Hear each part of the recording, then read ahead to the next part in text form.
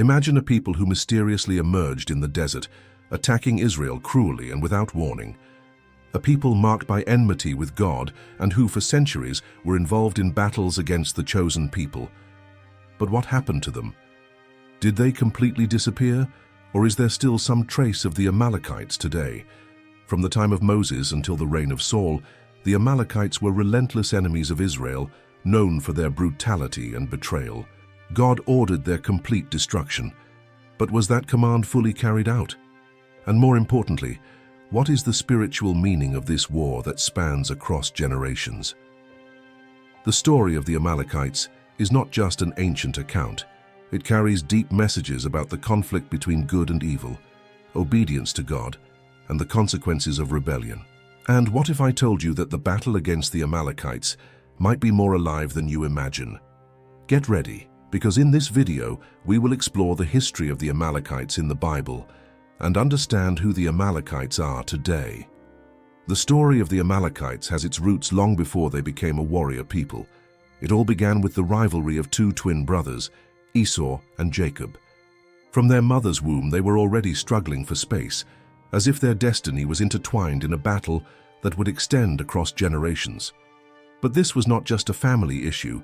This conflict would give rise to nations whose histories would profoundly impact the people of God. Esau, the firstborn of Isaac and Rebekah, was a strong, hairy man, skilled in hunting. He loved the outdoor life and the freedom of the fields. Jacob, on the other hand, was the opposite. Calmer, he preferred the tent environment and domestic life. But there was something more about him. God had a special plan for his descendants. Since pregnancy, Rebekah felt turmoil within her, and when she sought answers, God revealed that two nations would arise from her sons, but the older would serve the younger. Genesis 25, verse 23. This prophecy began to unfold in an unexpected way. One day, Esau returned exhausted from hunting, overcome by desperate hunger.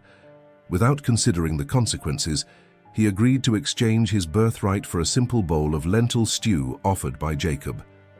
This act revealed his disregard for what was sacred and changed the course of future generations. Years later, with his mother's help, Jacob deceived his father, Isaac, and received the blessing that was supposed to be Esau's. When Esau learned what had happened, his fury was uncontrollable, and he swore to kill his brother. To save his life, Jacob fled in haste to his uncle Laban's house, without realizing that that moment would mark the beginning of a long and complex journey for both brothers. The resentment between Esau and Jacob never completely disappeared.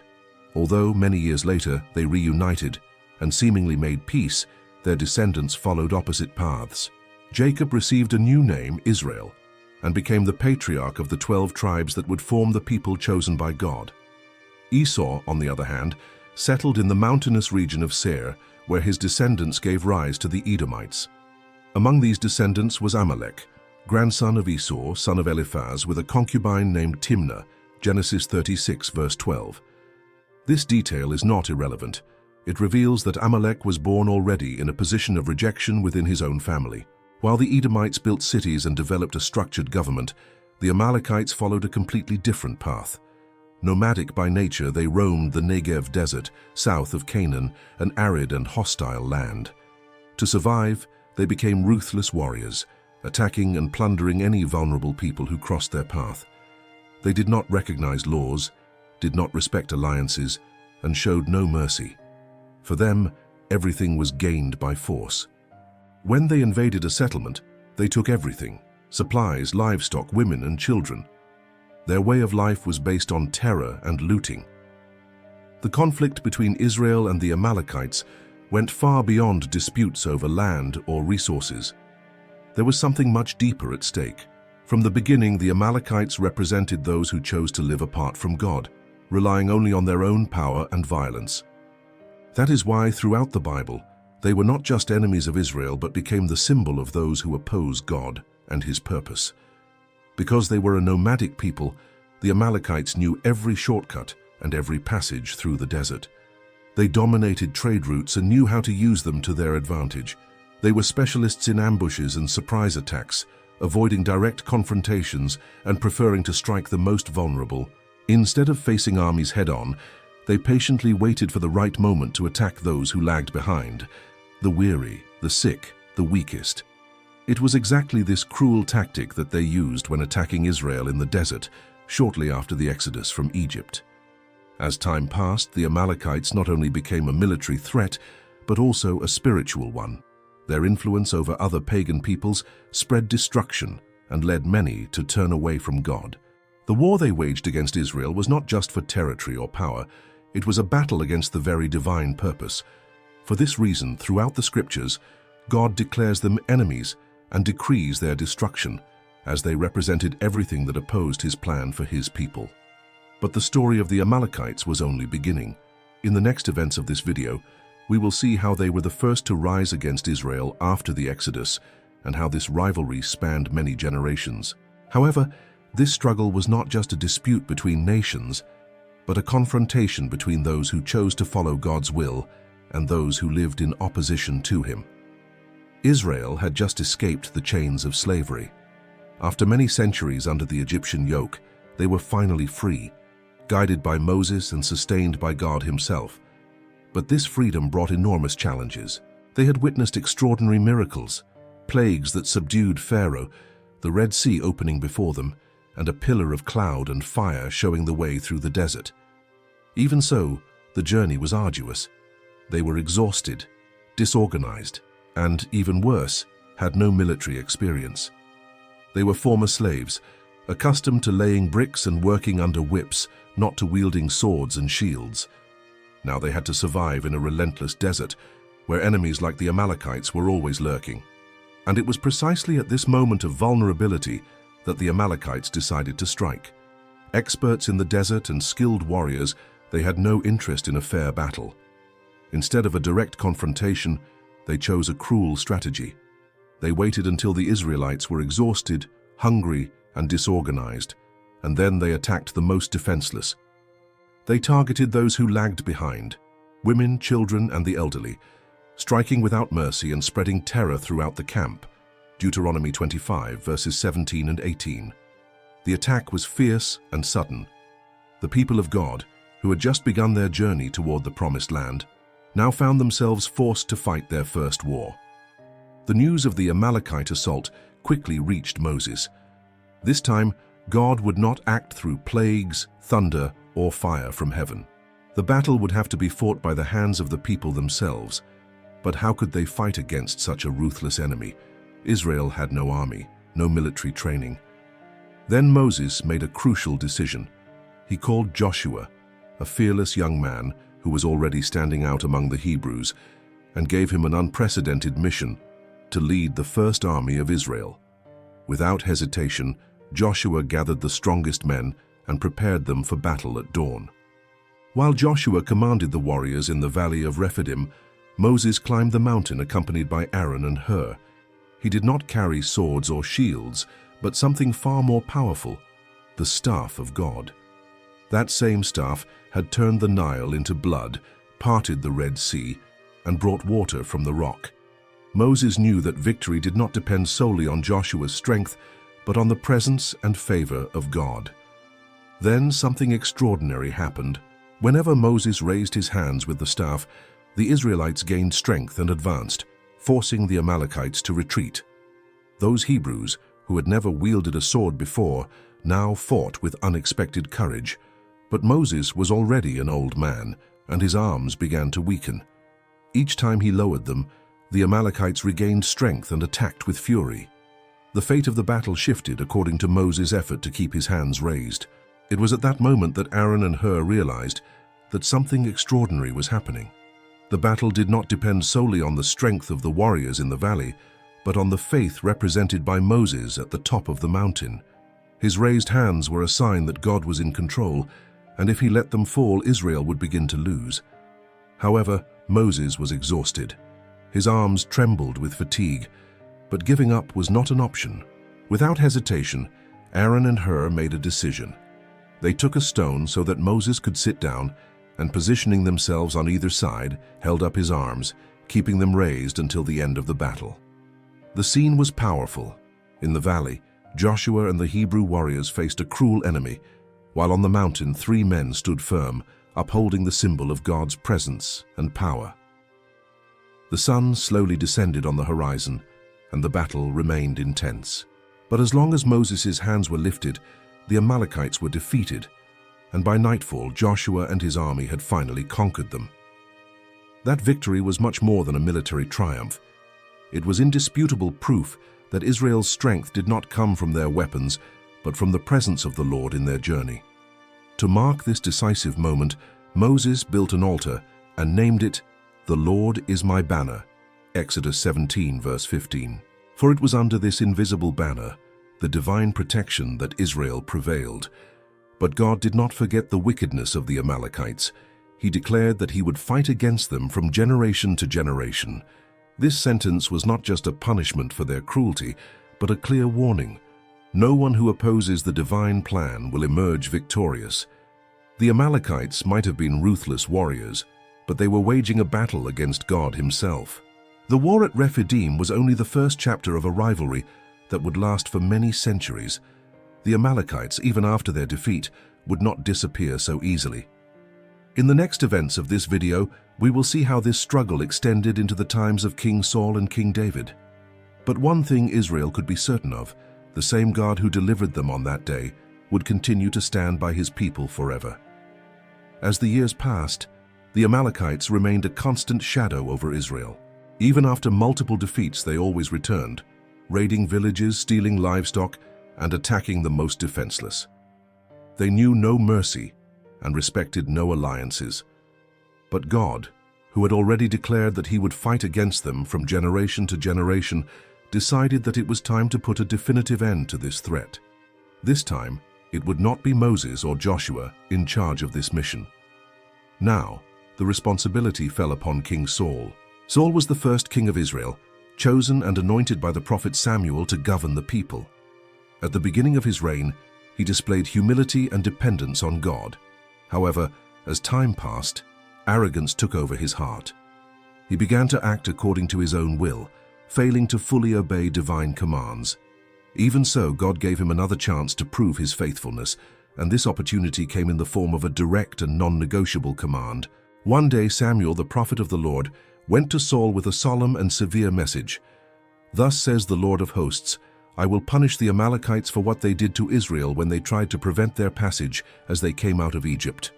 Now go and attack the Amalekites, destroy everything that belongs to them. Spare no one, exterminate men, women, children, babies, oxen, sheep, camels, and donkeys." 1 Samuel 15, verses 2 and 3. God's command was clear and final. The Amalekites were to be completely eliminated. But this judgment was not an act of cruelty without reason. They had already proven time and again to be a ruthless people, without mercy or repentance. If they continued to exist, they would be a constant threat to Israel, perpetuating their violence and rebellion against God. Saul then gathered his army, 200,000 soldiers, and set out for battle. The Amalekites were caught by surprise and stood no chance. Israel attacked with full force, and the victory was swift and decisive. It seemed that the mission had been carried out exactly as God had commanded. But then Saul made a fatal mistake.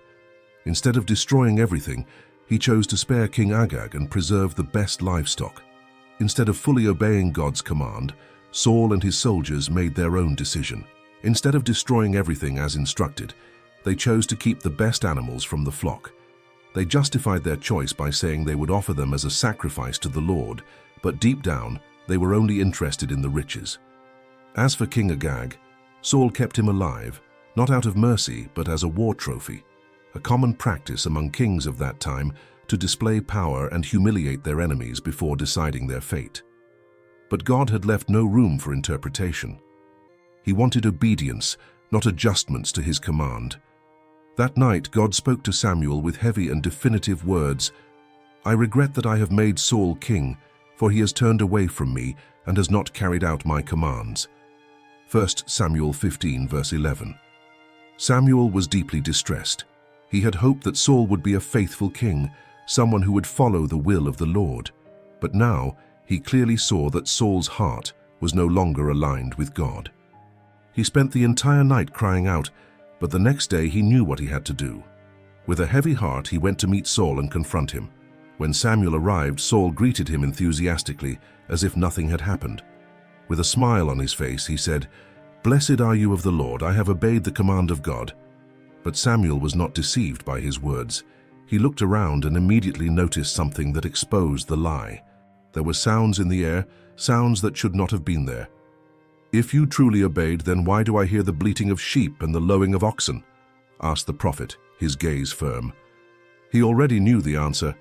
Saul tried to justify himself. He said that it was his soldiers who spared the best animals, and that everything had been done with the intention of offering sacrifices to God. But Samuel was not deceived. He knew that this was just an excuse. God did not want sacrifices born out of disobedience. What he wanted was complete obedience. Then Samuel spoke one of the most powerful statements in the Bible. What pleases God more, burnt offerings and sacrifices, or obedience to his voice? To obey is better than sacrifice, and to listen to God is better than offering the fat of rams. 1 Samuel 15, verse 22. Saul had failed.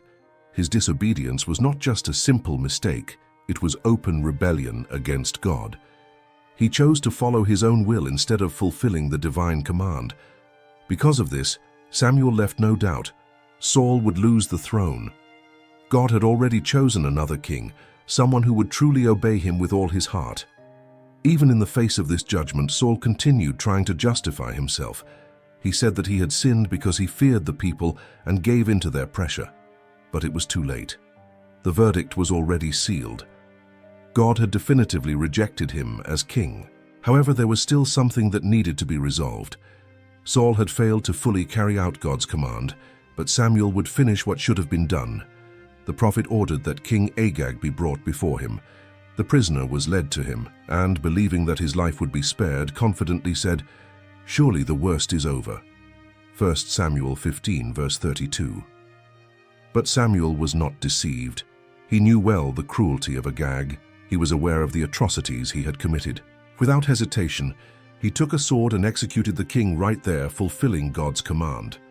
However, Saul's failure had serious consequences. Even with the overwhelming defeat, the Amalekites were not completely exterminated.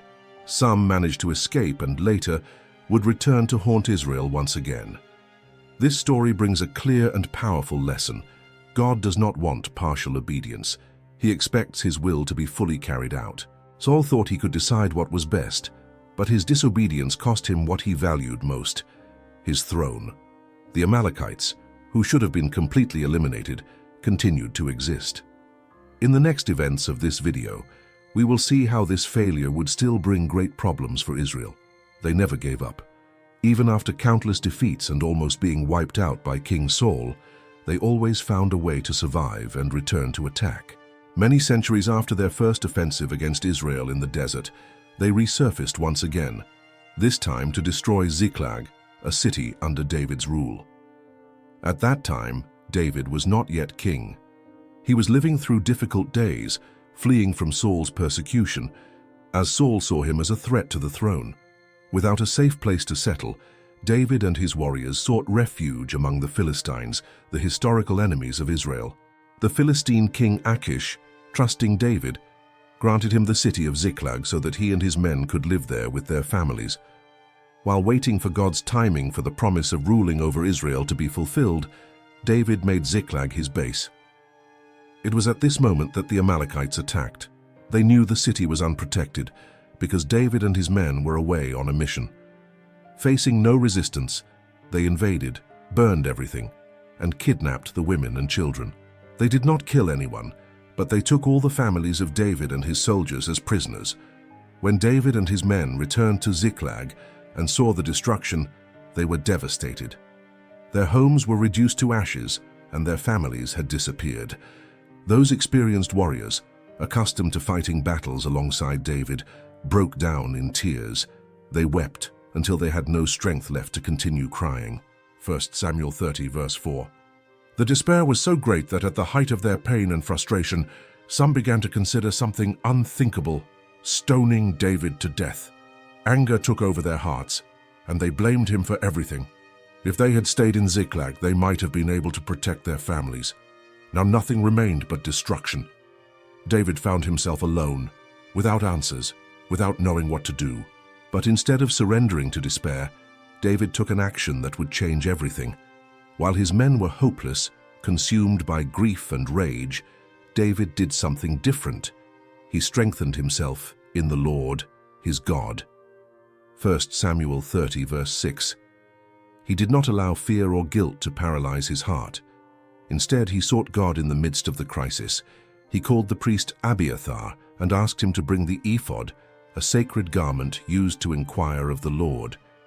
With humility and faith, he asked a direct question: should I pursue this band? Will I overtake them? The divine answer came like a lightning bolt of hope. Go after them. You will certainly overtake them and recover everything.